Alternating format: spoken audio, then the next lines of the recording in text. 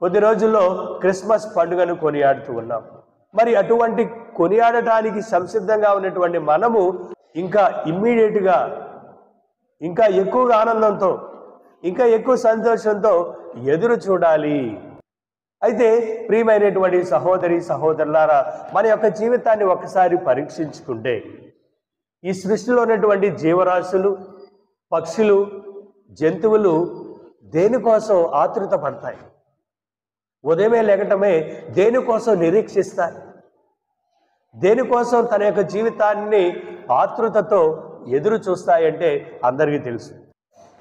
ఎక్కడన్నా మంచి గింజలు దొరుకుతాయా? ఎక్కడన్నా మంచిగా పంట ఉంటుందా? అక్కడికి వెళ్ళి నేను సంతృప్తిగా ఆనందంగా నా యొక్క పొట్టను నింపుకుందామా అనేటువంటి నిరీక్షణలతో ఉంటాయి. మన దగ్గర ఉన్నటువంటి జంతువులు కూడా, ఆవులు అమ్మా అని అరుస్తాయి. దేనికి? నాకు ఆకలిగా ఉంది, అన్నం పెట్టండి. ప్రతి ఒక్క జీవి, ప్రతి ఒక్క జంతువు నిరీక్షిస్తాయి తన యొక్క పొట్టను నింపుకోవటానికి. ఎప్పుడైతే అన్నము ఆహారం దొరుకుతుందో సంతోషంగా ఉంటాయి. మానవుడు కూడా ప్రియమైనటువంటి సహోదరి సహోదరులారా, మన యొక్క నిరీక్షణ ఎక్కడికి?